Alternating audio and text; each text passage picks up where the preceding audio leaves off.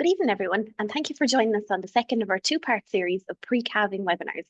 My name's Aisling Molloy, and I work alongside Martina Harrington and James Milan on the FutureBeef programme, which is Teagasc's suckler demonstration farm programme. We've 23 commercial suckler farms, which are spread right across the country, and the aim of our programme is to demonstrate how you can make your farm more profitable through efficiency, but also by reducing your impact on the environment. The programme is sponsored by 10 meat processors, and I'd like to thank them sincerely for their continued support. As we all know, the calving season is critical to ensure profitability for suckler farmers. So getting that live calf out into the ground and then keeping it alive so that we can bring it through for sale. Tonight, we're going to hear from Dr. John Donlon, who's a qualified vet from County Clare. He previously worked in Teagasc Grange and is now working as a veterinary lecturer with Atlantic Technological University. He was also recently awarded a Nuffield Scholarship, so congratulations to him on that. We're also joined by Wesley Browne, who's a FutureBeef farmer based in County Monaghan. And Wesley runs an 88-cow spring calving herd where he's achieving excellent performance by finishing the bulls under 16 months of age and selling his heifers for breeding. And we'll hear more about his farm throughout the next hour. So as we go along, if you have any questions for us, please type them into the Q&A box at the bottom of your screens. And just like to say hello to John and to Wesley, you're both very welcome. So thank you for joining us here tonight. Thank you very much. So I'm just going to share our presentation. As I mentioned before, we're sponsored by the meat processors, so their logos are there. And again, just like to thank them for their support. And John, we might go straight into you if that's okay, to discuss, as I said, we've gone through that as well. So tonight we're going to cover the recognising normal calvings, managing difficult calvings, and then knowing when to intervene, and a little bit on colostrum management, hygiene, housing, and early disease prevention to make sure we keep that calf alive. So, John, we might go straight into you if that's okay, and you might talk us through a little bit of the calving equipment that you'd like to see on hand or that you suggest farmers have for the calving season ahead. Yeah. So I suppose, look, there's a lot of stuff that you need. First of all, probably calving gloves. So we'll say long sleeve gloves. I know some people might handle cows without gloves, but that's really not a very good idea because there are still some we'll say zoonotic diseases out there that you can pick up from the fetal fluids of cows. So really we should be trying to wear our PPE and keep ourselves as clean as possible, especially for those of us that might have an immunocompromised person at home or something like that. We want to be able to try and leave as much stuff on the farm as possible. Calving gowns as well, but a lot of people have kind of parlor tops or things like that just to keep themselves clean.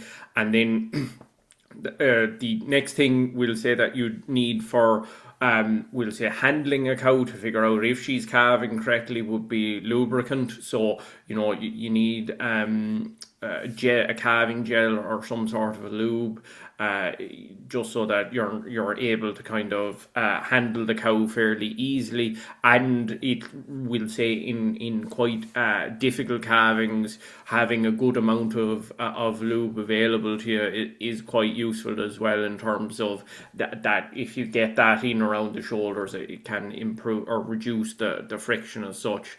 Calving ropes, obviously, and I try and encourage people to have a couple of sets of calving ropes, so that maybe if you're using one set, you can be having, there's another set there that's maybe soaking in a bit of disinfectant or at least being, washed in between. It just means that you're not trying, that your calving ropes tend to be cleaner if you have a couple of sets and you can take the time to clean them. And then a calving jack as well. And I would always try and encourage people to maybe give the calving jack a bit of a once over and give it maybe a bit of a service if it's in need of a service, because I certainly have had a good few calls in my time where the farmer would have been well able to calve the cow himself or themselves, only for the fact that the jack broke on them.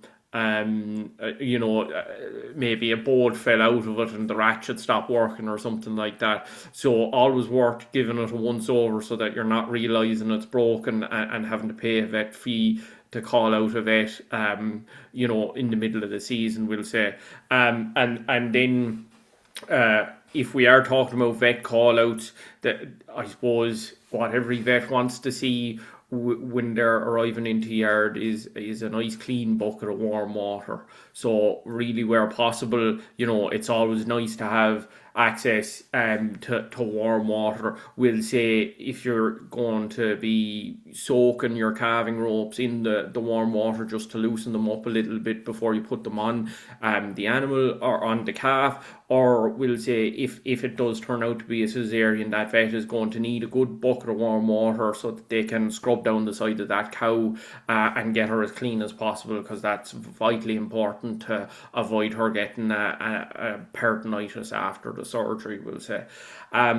Obviously, we'll say a stomach tube is very useful for those calves. We're going to be talking about difficult calvings, and those calves that come through difficult calvings, often they don't necessarily want to get up and suck the cow for you. So having the ability to feed them colostrum quite quickly will be useful, because those calves, their immune system's going to be under the cosh anyway. So getting colostrum into them as soon as possible is going to be very important. And then I suppose we have our calciject and our magneject there on the table, and there will be some older cows. It's primarily a dairy cow issue, but I certainly have in my time come across situations, we'll say those cows that are later on in the season, maybe they're being let out to grass, they're not being fed their dry cow mineral. Those cows, they can be at risk of milk fever, or not even necessarily a full clinical milk fever, but it can be significant enough that they're not able to, their uterus doesn't contract enough to actually expulse the calf, basically. So that can be quite important. And then we also have maybe some non-steroidal anti-inflammatories on the farm as well for those cows after a hard calving. They'd probably be the main things. And we have, some sort of an infrared light for those weak calves, or a hot box or something to keep those calves, warm as well. They'd be my main things, really. Brilliant, Sean. You're after covering that in great detail, so thank you for that. And the little checklist that we have on the left-hand side, there is a page available on the FutureBeef website that is all available there, so you can print it out and check it off for yourself as well. But just when you mentioned the disinfection, particularly the ropes, John, is there any particular disinfectant that you find works best? Myself, I probably would just would soak them. We'll say if you chlorhexidine maybe or something like that, you can use it. Hmm. But the other option be something like Milton or a peracetic acid should be fine as well. But you'd want to, if you're going to soak them in, you can maybe disinfect them in that, but make sure that you rinse them out well and leave them to dry before you use them in the animal. Brilliant, brilliant. That's great. Thank you very much. This was just a picture as well that I added in from one of our FutureBeef farmers, and I just thought it's after emphasizing everything you said, but they have a kind of kitchen area set up near the calving shed, and there's a water heater there as well. So you mentioned about having the bucket of water, and even again back to a personal safety side of things, being able to wash your own hands as well, obviously makes a huge difference there. So they're just different ideas for people. So we'll see we're going to move on to a video just of running through Wesley's farm now in his system, and we'll see the facilities that he has on site, and how he manages his equipment as well.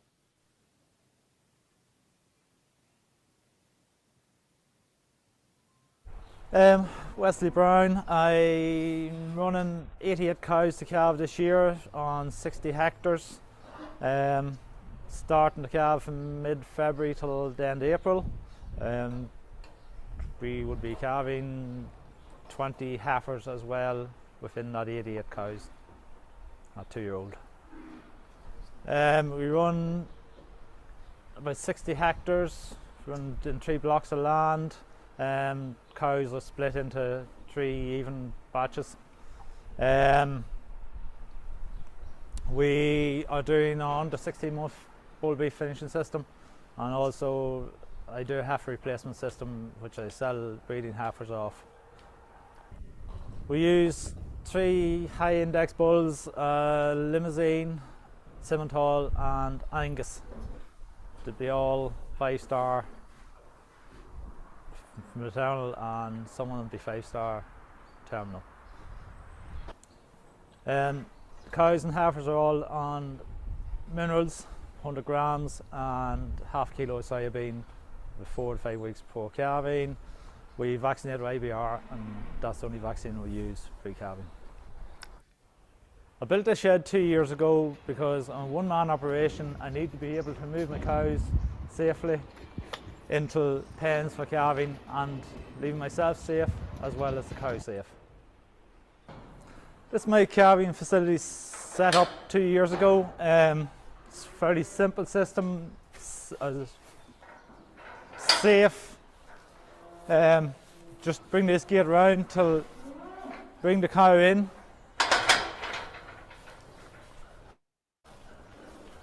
Then lock her head.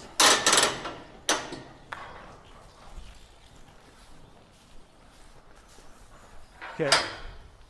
Reopen the gate, knowing she's safely locked in, and you can do your calving. The cow's restless. I can use this gate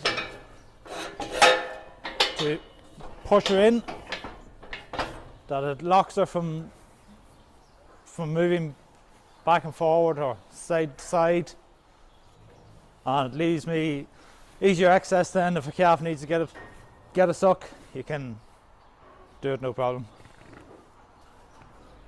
And if need be, if you need the quick release, you hit the handle. If a section's needed, I have the section gate here.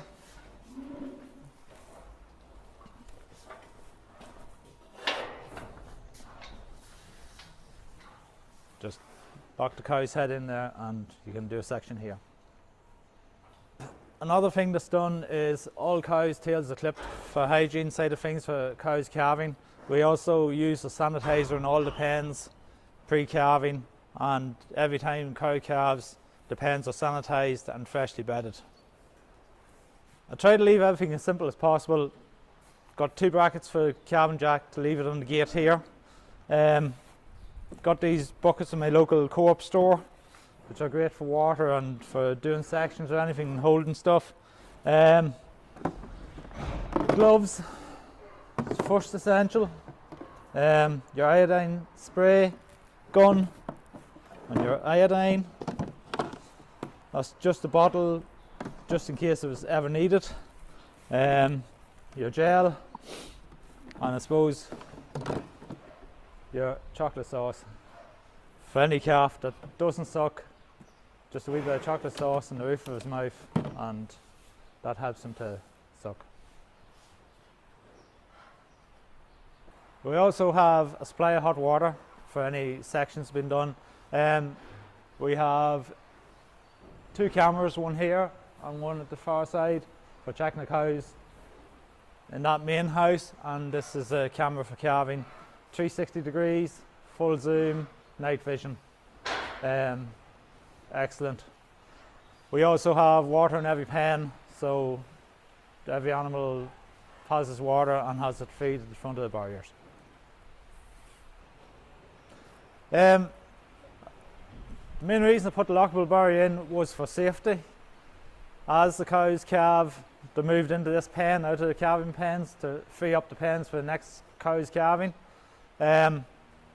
Normally they'll go out 24 hours after calving, so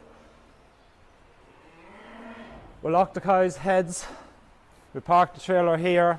I can go in, load the calves into the front of the trailer and put the split gate in the trailer, so the calves are at the front of the trailer. As I'm doing that, the cows are seeing me doing that, so they know where the calves are, so I just go back and just release the cows as I want them to go onto the trailer.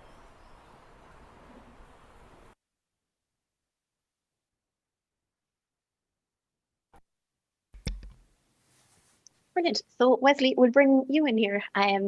Well done, because you've super facilities there on the farm, and I feel like you've a few unusual type things that might give people ideas and make their life a little bit easier for the calving season as well. But just you were saying about moving cows across as they're calving. Like, at what stage do you bring them out of that group pen and put them into the calving pens, especially when you've 88 cows calving there in a fairly tight space of time?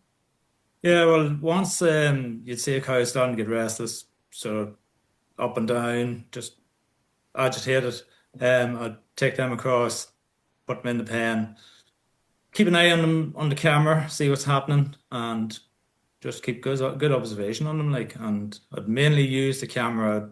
Barely ever. I try not to disturb the cow after she goes into the calving pen. Just keep using the camera to keep an eye on her, see what's happening. Brilliant, brilliant. And we'll come to that with John and the stage of the calving in a minute as well. Um, and like in general, like as I say, you've brilliant facilities there. How many cows or heifers would you have to assist with each year for calving? So whether that's to kind of pull them yourself, whether to use the jack, and then how many you might have to call the vet for with the odd section. I'd say around 10%. We would have had one section in 2025. Few cows maybe slightly lazy at calving, would just go in and assist to get them calved. All heifers last year calved themselves. We hadn't to assist any of them, which was great. No, we just usually keep it fairly simple. If they're calving themselves, we'll let them work away. We won't go in too quick, like unless they see a problem, that's the only time. But I'd say what, maybe 7, 8 cows maybe last year. Brilliant, brilliant. So that's absolutely super. And the you mentioned, I know it'll probably come in as a question. So we covered vaccines on the first night of the series of webinars, but you mentioned you only vaccinate for IBR. So you don't really you don't give any of the scour vaccines pre-calving on your farm, no? No, I've never, at the early years I did, but I quit it, went on to sort of soybean and minerals and sort of spent more time looking at colostrum and the quality of colostrum for the calf. So I've got away without using vaccines. I'm a closed herd as well, so I'm not buying any problems in either. So I'm getting away with it. And the only reason IBR is used is there would have been a case or two of pneumonia going out, maybe out in the field, maybe what, almost 6 weeks old. Just that IBR vaccine to the cows takes that away from those calves, so you don't have, it's more labor saving situation that I don't have to be going out to bring those calves in that are sick, and it's quite easy rectified like with a vaccine. Brilliant, yeah. And of course, the hygiene is excellent on the farm anyway, so that's always a big help, and we'll cover that a little bit later as well. And the other thing, just to highlight as well, you mentioned about safety and being on your own a good bit. So, for anybody who's on the call as well, it's always important to have a phone. And something we see going around is having the ear code on a sign in the yard is really, really useful. Because sometimes there might be somebody else there working on the farm that might need to ring for assistance. So that's also useful as well. And John, if we move on to you, like you would have seen a good few facilities, I'm sure, in practice at all hours of the night and day. And what facilities have you come across that have worked well, in your opinion? Yeah, like I think the calving gates in the calving shed and Grange are quite nice. They're quite similar to the one that Wesley had there for the section. So they're kind of there's lots of different section gates on the market, and I suppose most of most of them are all right. I would there'd be some of them that are quite heavy, and we'll say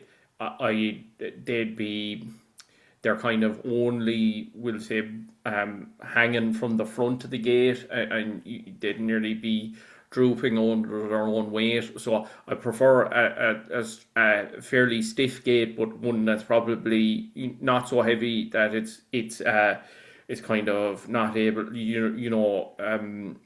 it's not stuck under its own weight. The ones in Grange are quite nice. They're braced at two sides at the front of the gate, and then the actual section gate opens out from that gate. So what that means is that, we'll say, when you're getting the cow into the head gate, you're able to use the full gate, we'll say, to swing her in and get her in, and you don't necessarily have to get into the pen with her.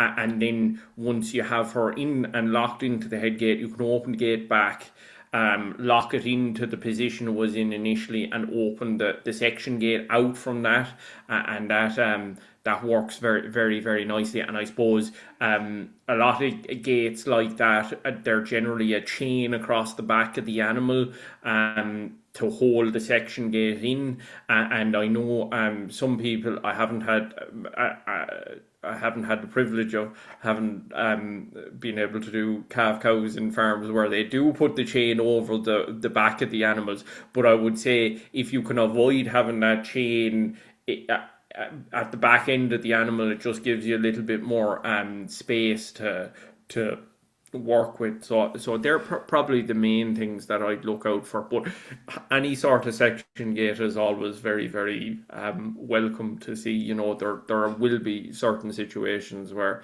unfortunately you arrive out to farms and there isn't a section gate available, and in those cases you're trying to do them in maybe headlock and feed barriers, or you know, halter to the corner of a pen or something like that. Brilliant, yeah. So they're a big help from your side of things, and you know, it's back to safety again. And it's always the left-hand side that the gate has to be Yes. on for the cow as well. That's the other big thing. And if we, like Wesley mentioned about when he moves his heifers and cows across to the calving pen from that group section, but would you talk us through a little bit about the three stages of calving that happens when the calf is due to arrive? Yeah, so I suppose stage one is kind of so the cow. That's when you see that cow becoming uneasy, when she's kind of restless, and you know that she's probably you know, like I suppose we'd call her sick to calve. You know, she's maybe seeking a little bit of isolation, or pawn at the straw, or things like that. You know, she's off form, and so like a cow can be quite happily in stage one for 24 hours. You know, it could be a full day where she's kind of like that. But when she transitions into stage two, that's when you'd say it's like active labor essentially. And so like, you know, the thing, the marking point of that change is, people talk about the waters breaking and things, but realistically, even with cameras, you're not going to be observing cows at such a constant kind of time that you'll be able to pinpoint that. So what I always say to farmers is, when did you first start seeing her forcing? And really, it's that active abdominal contractions that I'm interested in, because we'll say in a cow, really, you'd give her 2 hours from the time you see her start to really force with her abdomen. So once you see her start to actively, you know, put abdominal contractions in there, look at your watch, figure out what time it is, say I'll give her 2 hours, and then if she hasn't the calf out in 2 hours, you go in and you handle her. Now there are obviously caveats to that. The other caveat to that is heifers will take a little bit longer. Heifers, we say maybe give them 3 hours, but there are plenty of caveats to that. So we'll say if you've got a cow and she's forcing and forcing and forcing and making absolutely no headway at all, she is probably worth a handle, because she may have a very big calf, or she may have uterine torsion or something like that. So very important to, if you see that. Otherwise, if you see a head and a leg only coming, you should always be seeing a head and two legs kind of coming, and they should be like that, with the two legs out in front and the head down on top of them. And if you're not seeing that presentation, it is worth going in and handling, because no matter how hard a cow forces, if a calf has a leg or a head down, then she's not going to be able to get that calf out. That'll just stop it in its tracks. And I suppose if you've got hind legs coming as well, when you think about a head and two legs coming calves, they're lovely. They're wedge shaped, so they open up the pelvic canal quite nicely as they're coming out, where with a good strong suckler calf, you know, you're going to have a bit of a block of a hind end coming into that canal, and you don't really have that wedge. And in those cases, it's worth feeling those animals, and they are awkward ones, you know. They're ones that you have to be very gentle with when you are calving them. So they're probably the big things, you know. The other, like, there are probably other times, as I was talking talking about hypocalcemia, low calcium, we'll say, in the cow, that might make her a lazy calver, and she'd be the type of cow that she could be calving there for 2 hours. She might be kind of mooching away at it, and she'd be the type of one that you could give to 2 hours. The real key reason we say 2 hours is all of the soft tissue of the pelvis and the connective ligaments of the pelvis, they relax over that time. So if we were just to jump in straight when we see her forcing and just try and jack that calf out, they won't have relaxed, and you'll do a lot more damage to that cow if you go in too early. So that's why we talk about that timing. And in those cases where maybe we have to fix something, it's a case of being gentle and taking your time with those ones. And then stage 3, the third stage, is just passing cleanings, basically. So it's worth always keeping an eye on your ladies and seeing that they do pass them in the first 24 hours. And we'll say if you do have cows walking around and you've got a shot of them walking around with cleanings hanging out of them after a couple of days and they're going rotten, then it's worth talking to your vet about, because there may be something else causing issues there that might be the reason for that. Definitely, and especially if there's a few of them. I know you mentioned the timing, and Wesley said as well, he tries to keep an eye on them on the camera, but we had a lecture in UCD, and I always remember his thing was that the calf decides the day and the cow decides the time of day. So as you say, giving them that bit of space and time always makes them a big difference. But we might move on next to the videos. John, if you want to, I'm going to give you control here now. Wait. Yeah. And if you want to talk us through, maybe if anybody is experiencing a difficult calving, we have the simulator from Grange there, and it really gives a good picture of what's going on inside the cow and how to manage it on the outside then from the farmer's point of view. Yeah, so I suppose this is the inside of the calving simulator that we have in Grange, and so you have to think this is kind of, if we took an inside view of a cow. So this is the pelvis here, and this is the limiting factor really in any calving situation. So we have to think this area here, it will open a small bit because there's, we'll say, a ligament connecting it, but we'll say if our calf shoulders, so we'll say once our calf makes it all the way up, if these shoulders are in the pelvis and you put your hand in and you're not able to get your hand in between the shoulders and the pelvis there, so the bone of the pelvis and the bone of the shoulders is kind of right up against each other, and there's no space for you even to get in your hand, that is going to be quite a tight calving. And to be honest with you, calvings like that, at that stage, it is probably worth calling the vet, because we'll say if you may be able to bring that calf out the back end, but the issue is that the trauma to that cow, you risk her getting nerve damage and potentially going down. So that's the first thing that I always check. That we'll check, have we got a head and 2 legs coming, and I suppose we'll talk about repositioning animals if there is only a head and a leg or something like that coming next. But if I have a head and 2 legs, then I try and run my hand around the shoulder. So I will try and kind of get around that pelvis and see how much space I have. And that's really, and when we talk about lube, that's where I'm trying to bring my lube in, because that's going to be one of those pinch points where friction is going to cause a lot of issues. So that's where I'm trying to get my lube in. And I think if I play the rest of this video, I might have.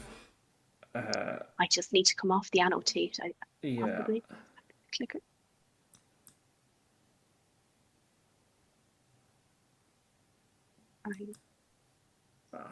It's all right. I'll move on to the next one. So I suppose that the main thing there is just kind of run your hand down and around the shoulders of the calf.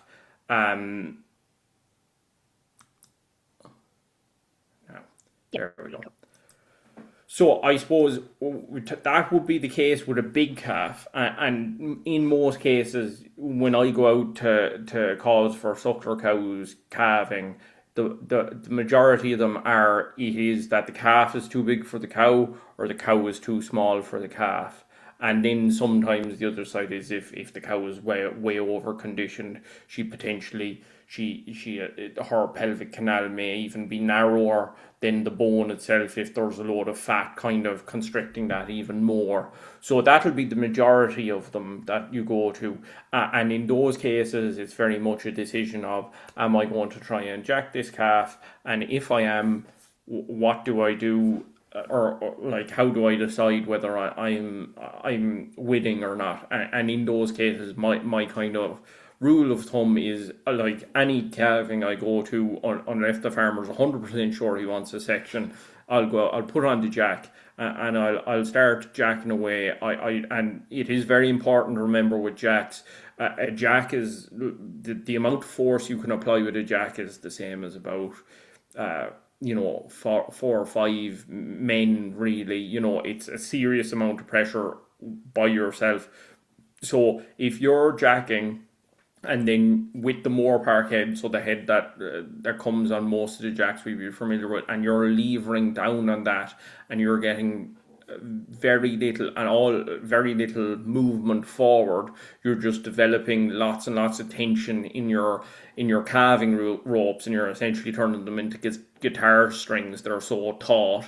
That is a case where, like, you're better off just letting go, calling the vet, and if the vet is there, then more than likely they'll opt for a section, because like the rule of thumb really is that a well done section will yield you a much healthier cow and calf than trying to calve that cow, if you're under that sort of pressure.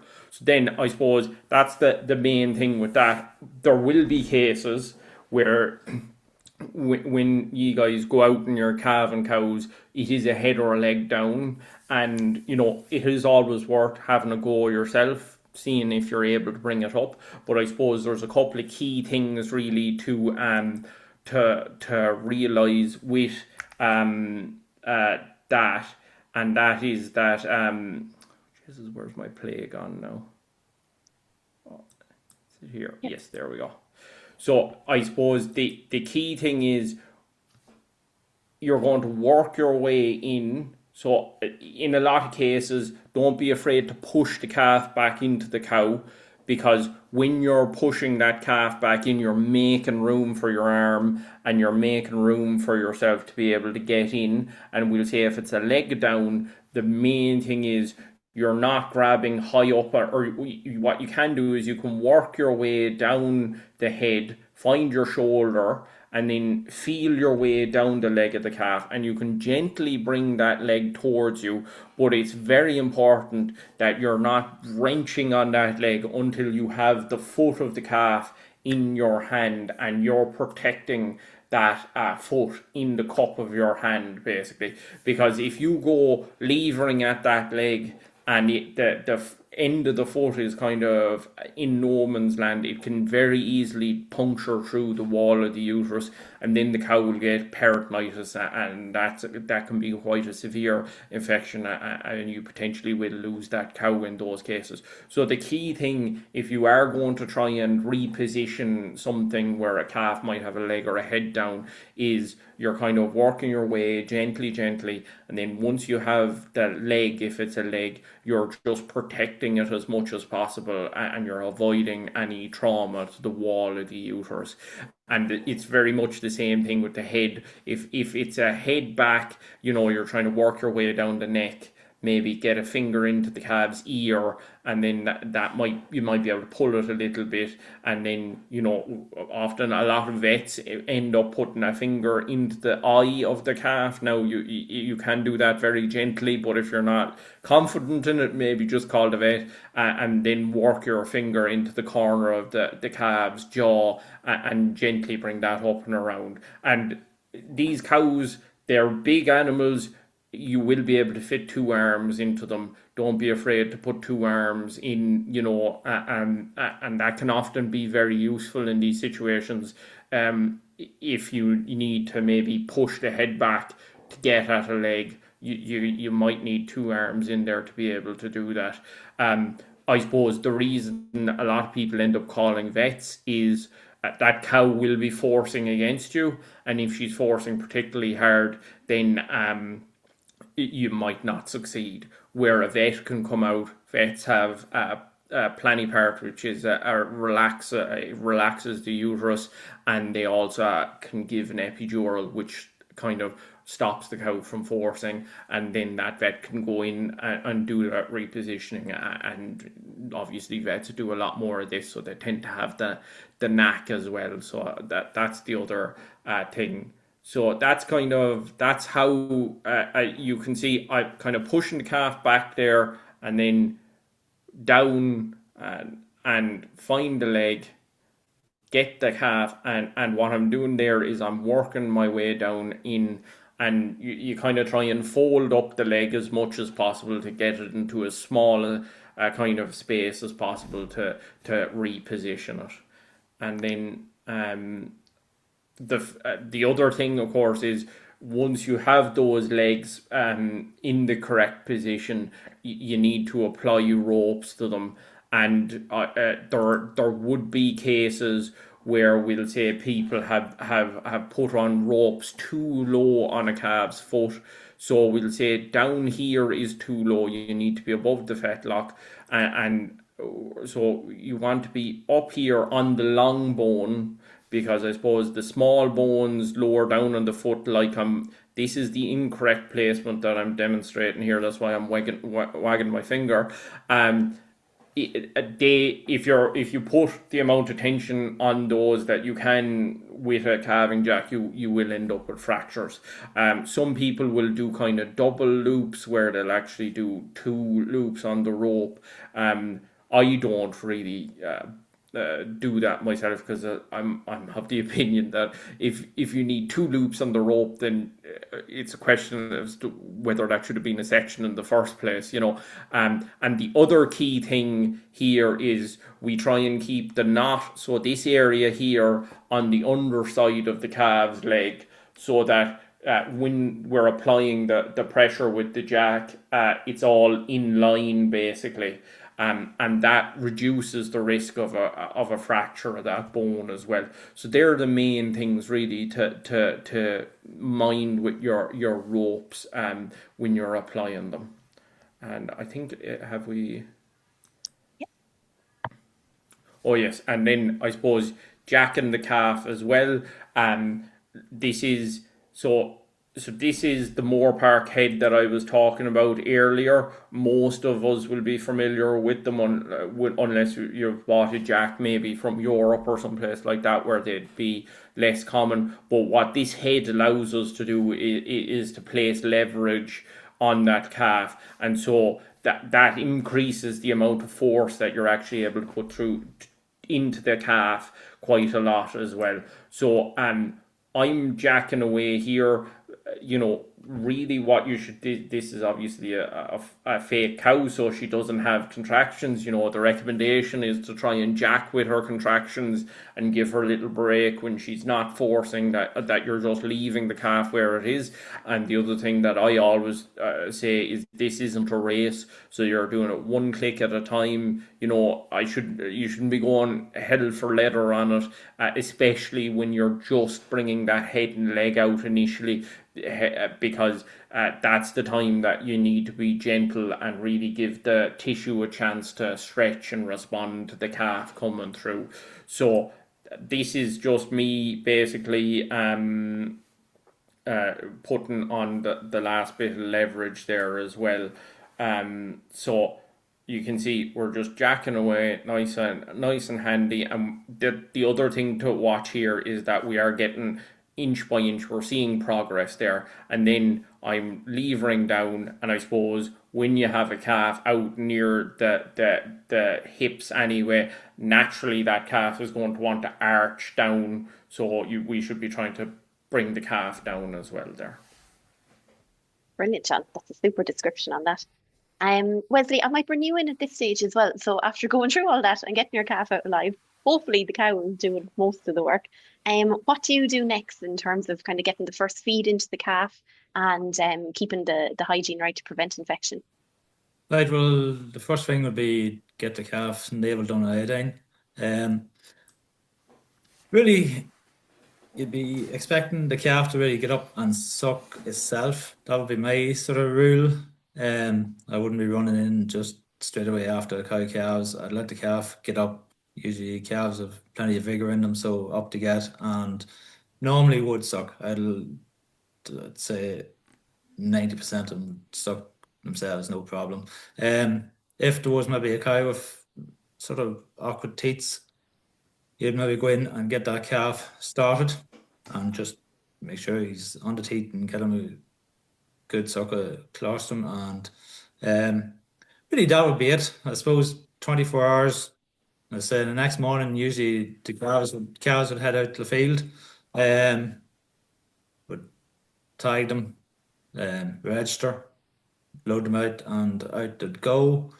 Would get the pen, then I suppose bedded with fresh straw and sanitized for the next calving, because like I could have 2-3 cows, maybe 4 cows every day calving when the calving season kicks off.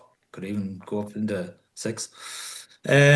So you're fairly busy and you're just trying to get into routine, get those calves that are fit to go out. If there's a calf maybe did have a problem sucking, I'd keep him in longer.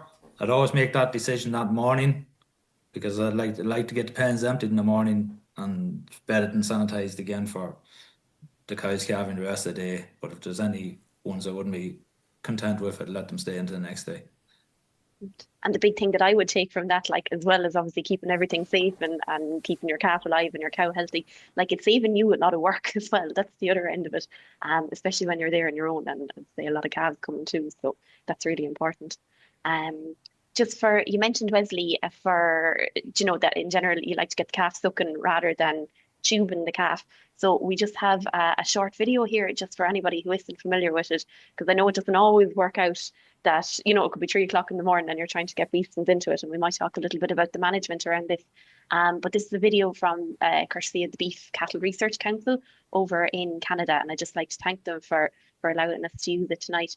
I'd say it's filmed over in Canada, but it just gives people a nice idea of how to use it. In order to prevent aspiration or fluid in the lungs, we need to ensure the calf is in the proper position. In a perfect world, we would always have the calf standing while delivering fluids. However, if the calf is sick and too weak to stand, we can tube them in a sitting position or even lying down. Regardless of how the calf is positioned, it must be properly restrained. If standing, back the calf into a corner for better head control. Never tip the calf's nose upward while tubing. This will change the angle of the entrance into the trachea and make you more prone to pointing the tip of the tube feeder down and entering the trachea. Leave the calf's head in a neutral position that is above the level of its stomach. A calf's mouth can be opened by gently squeezing the corners of the mouth, or by grabbing its head over the bridge of the nose and putting slight pressure on the upper palate or gums. Once the mouth is opened, the empty tube should be passed slowly along the tongue to the back of the mouth. Once the tube reaches the back of the tongue, the calf will start chewing and swallowing. At this point, the tube is passed down into the esophagus. If the tube is not advancing easily, then slowly pull it out and try again. Never force the tube down. The esophagus is slightly to the left of the trachea, and once placed, the tube should be easily palpated next to the trachea. If it's properly positioned, the rings of the trachea or windpipe and the rigid enlarged esophagus can both easily be felt. If you can't feel both of these, remove the tube and start again. Remember the 2-tube rule. You should be able to feel the trachea and the stomach tube. Once proper placement is confirmed, the tube can be unclipped and the container can be tipped up to allow liquid to flow down into the stomach. Ensure the liquid is at body temperature, or 38 degrees Celsius, to prevent shock to an already weak calf. Allow the feeder to empty slowly. This could take upwards of 3 minutes. The calf will regurgitate less with a slower flow rate. When feeding is finished, clip or kink the tube to ensure no leftover fluids can drain out as the tube is slowly pulled out. This prevents aspiration into the lungs. The tube should be cleaned and sanitized and then allowed to drain and dry. It's crucial to have 2 esophageal feeding tubes, one for tubing sick or scouring calves, and one for giving colostrum, to avoid disease and pathogen transfer between calves.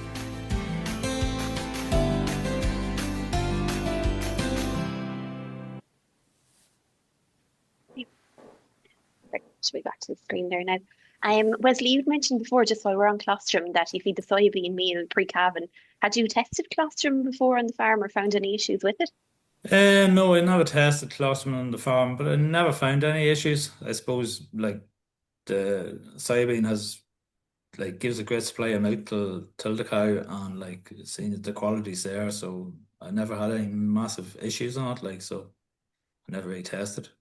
Yeah, that's working okay. And John, like from your side of things, if Wesley was interested in testing, how would he go about doing that? Yeah, there's a little device called a Brix refractometer, and you can get them on Amazon. A lot of co-ops and things will supply them now. They're not too expensive to purchase, and basically the kind of cheaper ones, they work by the dispersion light. So you basically take a drop of the colostrum and you put it onto the top of it, put a screen over it, and then look through a lens. And basically what you're looking for is the horizon, where does the horizon fall, and it gives you a percentage readout. And so 22% is kind of the minimum cutoff for good quality colostrum, we'll say, and I would say most suckler cows should be well above that. That'd be more of an issue with dairy cows, but maybe if you had a cow that was running beef things or something beforehand, it might be worth checking her. And it often is. It's a good habit to get into. Brilliant, yeah. And is there any type of stock, like would that be lower or higher in heifers or cows, or? So I suppose the theory is that the longer an animal is on a farm, the older the animal is, the more bugs that it comes into contact with, and the more bug kind of antibodies that it produces. So technically, you'd say heifers are probably at the highest risk, but it kind of. Most heifers will still produce perfectly good colostrum, but it might be worth testing them if you're interested in it. Yeah. That's brilliant. And Wesley, from your own point of view, if you did have to stomach tube any calves on the farms, where would you get that colostrum from? I'd usually try and milk it from the cow. I'd rather try and keep it within the herd than working on frozen basins or colostrum. I'd rather try and take some fresh. And again, that's saving new time as well. Yeah. Yeah. No, that's brilliant. Just a question on that, John. So to John, a question in from John. I get colostrum off a dairy farmer at times. Is there a risk of TB or other diseases being transmitted through the colostrum? Unfortunately, there would be a bit of a risk. Yeah, that TB can be transmitted through milk. It'd be a potential source of transmission. I'll say that, all right. Iones is the other one that would be of a major kind of risk factor, really. That Iones is a kind of, it's not a particularly nice disease. It kind of causes animals it takes about 2 or 3 years to kind of show up in the animal, and it causes them to kind of waste away, basically. So that'd be the main ones, and then you've got your salmonellas and E. coli's and things that potentially can kind of get in through contamination of the colostrum. Yeah, and mycoplasma as well, actually. Yeah, mycoplasma is another potential, but it'd probably be, yeah. Yeah, and then of course with Wesley keeping the colostrum on his own farm when he's vaccinating for the IBR, he knows them antibodies are there as well, so that helps. Wesley, there's a lot of questions coming in here on the hygiene about the calving pens and that. So I'll start here with Billy. Does Wesley clean out the calving pens before bedding and sanitising it? So I know in the video you obviously haven't started calving yet, so we kind of a pen set up on the day. But I'll let you answer that anyway. No. I'd rather every time the cow calves, every time a cow goes out, it's bedded, freshly bedded, plenty of straw, and sanitized with a sanitized powder. Every time you clean out, then you're losing grip. If you had a problem with cow calving, like, and she did go down, at least when you have a decent bed of straw underneath her, she has something to grip on. So I'd rather just leave it alone till near enough the calving season's over. If the pens have to be emptied, maybe because they're getting too much straw in them or too full, that'd be the only reason. But usually it'd be well at the end of the season, like. Yeah, and power washing in between is a no-no then. No. No, that's fair enough. Wouldn't have time, like. Fair. You're talking maybe 60, 70 cows to calve now in the first 30 days or so, like, so it's busy. Yeah, I can imagine. Another quick fire question here. What do you use to sanitize the pens between calving? So that powder that you mentioned. Yeah. It's that powder, I suppose. Don't know if I mentioned it or not. Yeah, no, that's fine. That's okay. I could take Specific powder for sanitizing pens anyway, and like that, Yeah. it's dried, so be similar Yeah. to the purpose of lime, I suppose, and that soaking up the bugs. Yeah. Okay, we have a lot of questions coming in here. So back to colostrum again. I'll scoot down here. So Richard's asking, what level of soya would you be feeding per cow per day, and how soon before calving? Around about the half kilo, 4 to 6 weeks. We're starting now to feed them tomorrow. We'll be starting on soybean tomorrow, so about the half kilo of soya, 4 to 6 weeks. It does make a massive difference. At least like your cow has colostrum, like you need that, like even vaccinating. If you don't have the colostrum, there's not much point vaccinating, like. No, absolutely. And even from the animal all island animal disease surveillance report, as part of it, it said that ensuring that the calf gets an adequate volume of high quality colostrum in the first hours of life is an important management practice. And they list actually the diseases that are associated with poor colostrum intake, and they're the systemic infections, respiratory infections, and navel ill and joint ill, which are actually three of the leading causes of mortality in calves under 1 month of age. So it is important for that point. Okay, we're going to do a quick fire questions, if that's okay, because we have a lot coming in here. So John, how long does the scour vaccine last in the colostrum? So if we're talking about usually they say a couple of, like, maybe 2 to 3 weeks. If you read if this is post the cow calving, how long does she have those antibodies? It's a couple of weeks. So it's in a suckler system, it's very good. It's one of the drawbacks of a dairy system. If the calves are going on to milk replacer fairly soon after they calve, they don't get the full benefit of the colostrum or the vaccine from the colostrum. So it's a couple of weeks. Perfect. And I'll give this one to you as well. 2 questions here. So the colostrum powder, is that any use? And another question relating to colostrum in the co-op. So I presume the synthetic kind of one. So those my honest answer is they're no comparison to the stuff out of the cow. If you can get stuff out of your own cows, that's always going to be 10 times better. If you are buying it in the co-op, the key thing is to look at the ingredients. If there's no mention of actual freeze-dried colostrum in it, then it's probably just it's an energy booster. You know, there are certain ones that are being sold.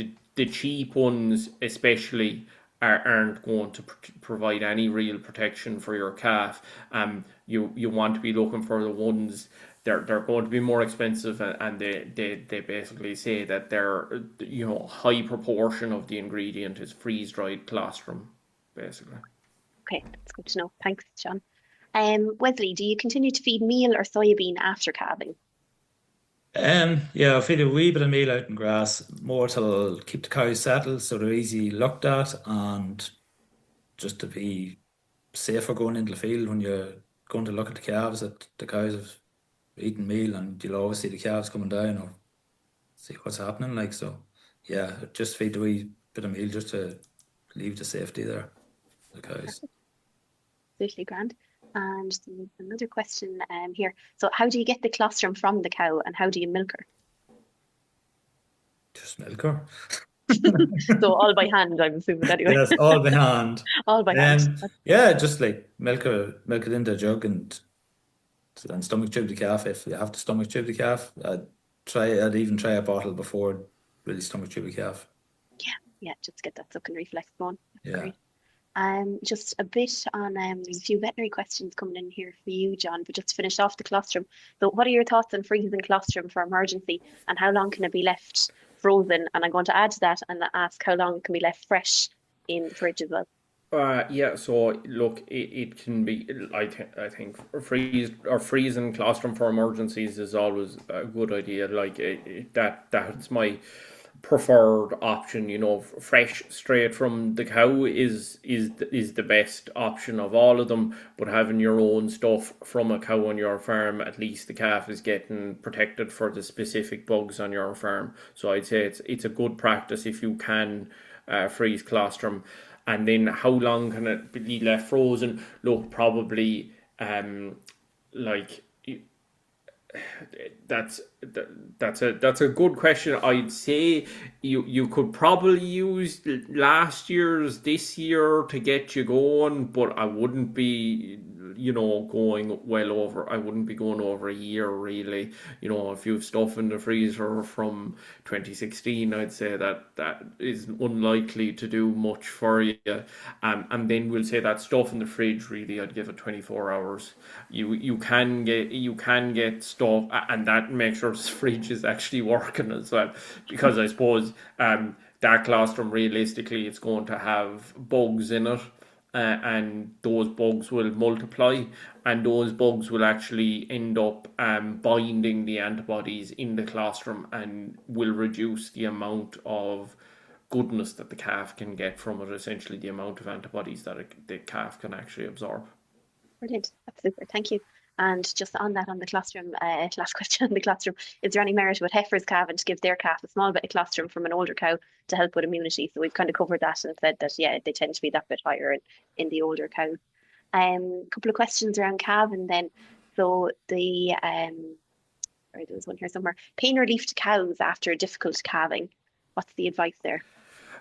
So I suppose if you are handling a cow, then I think the general recommendation is that she could get a non-steroidal anti-inflammatory, and there's loads of them on the market there. There's some of them that last 24 hours, some of them last 48 hours. It'd probably be whatever your vet says, but generally it's good to go and have a little conversation with the vet. Say, I wouldn't mind having a bottle of it at home, so that if I end up handling a cow, I can give her a shot of that. And most vets will be very obliging about that, because that's an animal welfare issue. It also, you'd hope she'd get back eating and eating more for you and looking after the calf a bit better. Oh, that's perfect. When watching a cow on the cameras, how long would you leave before you go to the shed to check her out? About 1 hour.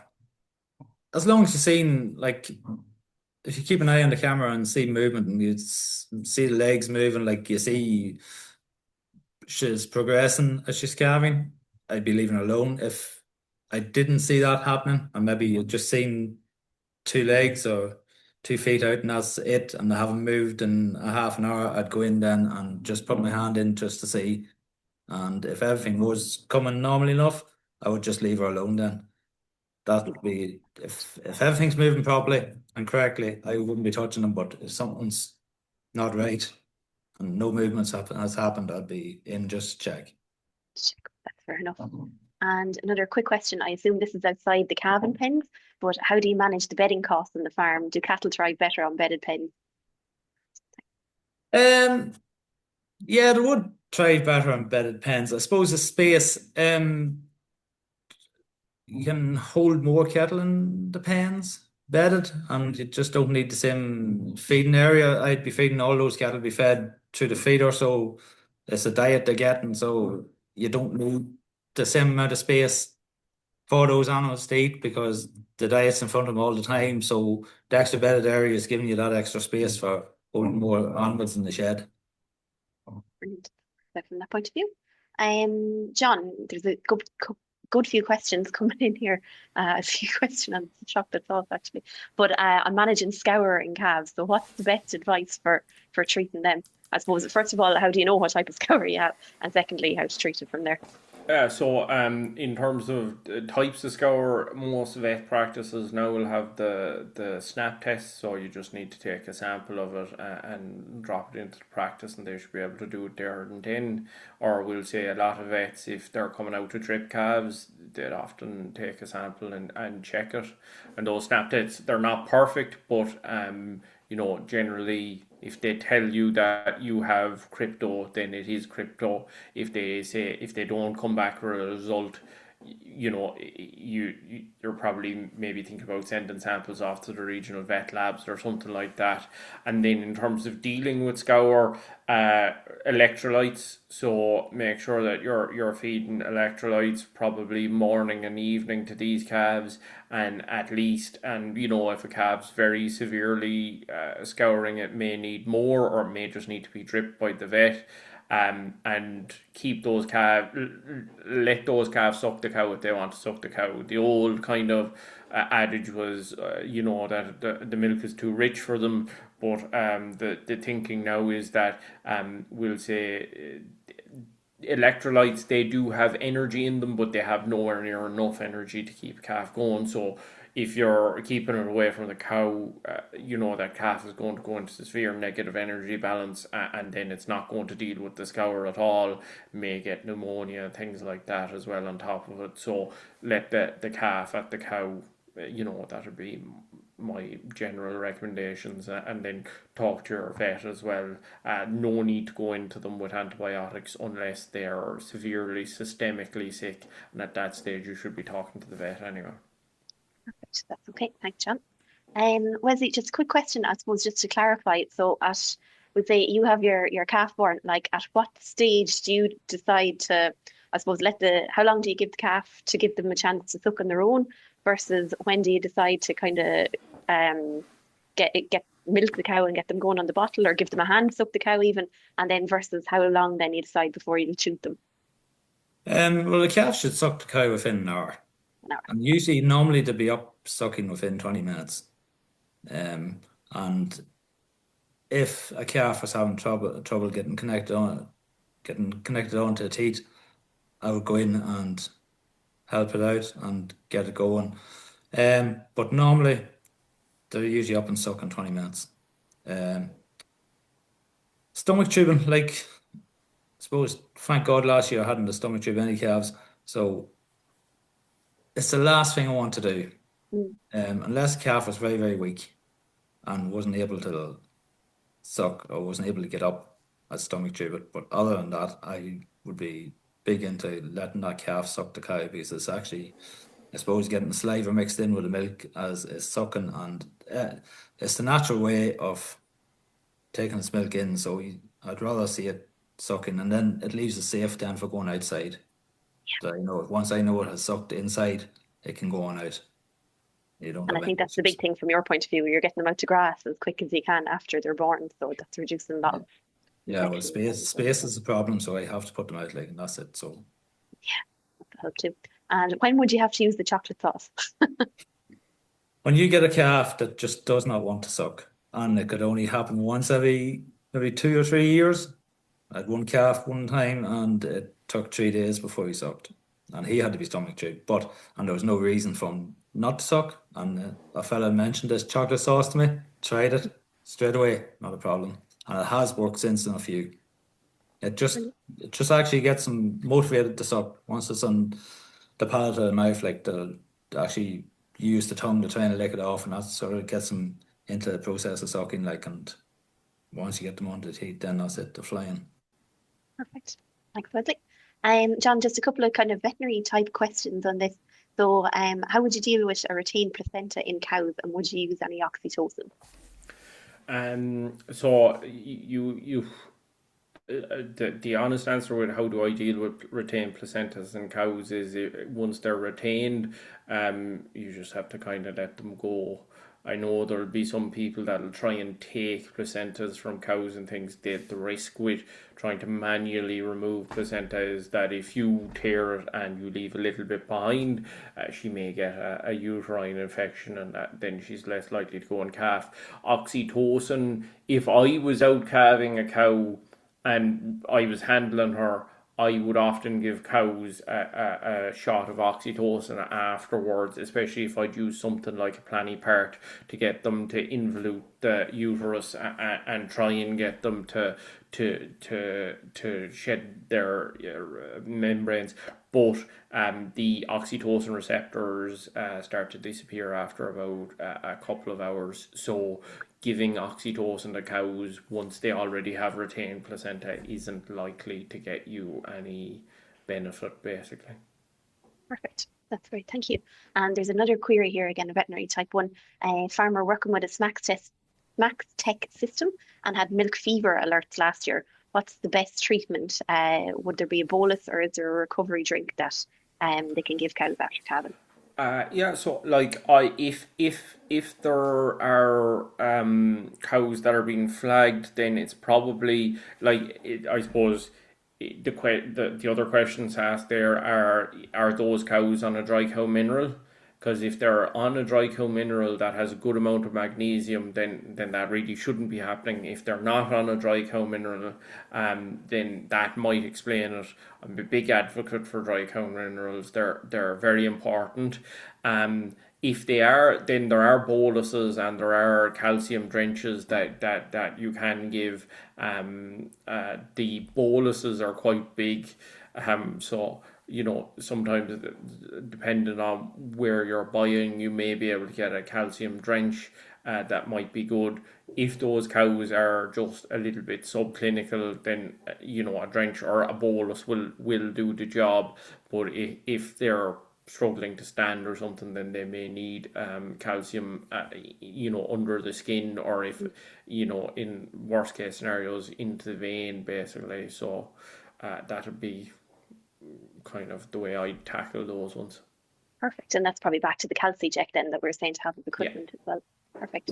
Wesley, last question of the night, because I'm conscious we're gone over time, but we had a lot of questions in there, so hopefully we've got through most of them. We have covered, for anybody who wasn't on the first night, a lot about minerals. There's a good bit on minerals and vaccines coming in, and soybean on the first night, so that's available on YouTube and the FutureBeef page if anybody wants to look back. But I suppose, have you ever had an issue with lively calves? And the question here is, what pre-calver minerals do you feed? So I know you don't necessarily need to tell us the brand, but I suppose how long you feed them for and what form they're in, for want of a better word. Yeah, well, it's just a standard pre-calving mineral. Just in dust form, just 100 grams over silage every day to the cows. That's really it. But the liveliness in the calves, I do feel it's a mixture between the minerals and the soybean. I do think the soybean does help that calf in, I suppose, the stamina to get up, and it's more powerful, and it's not the fact of worrying that feeding that soybean is going to grow the calf. It's not going to grow the calf. It's just leaving the calf a stronger calf, fit to get up, fit to suck, and that's what I see. And then the cow has the colostrum sitting there for the calf. So it's a win-win situation, and that would be my feeling on it. It's a mixture of those two things, the soybean and the minerals, that is doing that. Brilliant. That's working well for you. No, that's super. For anybody who's looking for any further information, this webinar will be available online through the Teagasc FutureBeef website and on the Teagasc YouTube page as well. And on the FutureBeef website, there's a lot of tech notes there in terms of naval care and colostrum management and that as well. So they're very useful for anybody looking for it. So as we're at the end of tonight's webinar, and I'd really like to sincerely thank John and Wesley for coming on tonight and for sharing their experiences and knowledge so openly. I'd like to thank Martina, Margaret and Alison for their IT help in the background, and also to Colin Marnahan as well, who's Wesley's local advisor, for his time in preparing for tonight. But most of all, thanks to all of you for joining us as well, and especially thanks for all the questions that you sent in. I hope you found it useful, and as I say, the recording from tonight will be up on the Teagasc FutureBeef page. So wishing you all a safe and successful calving season, and good night.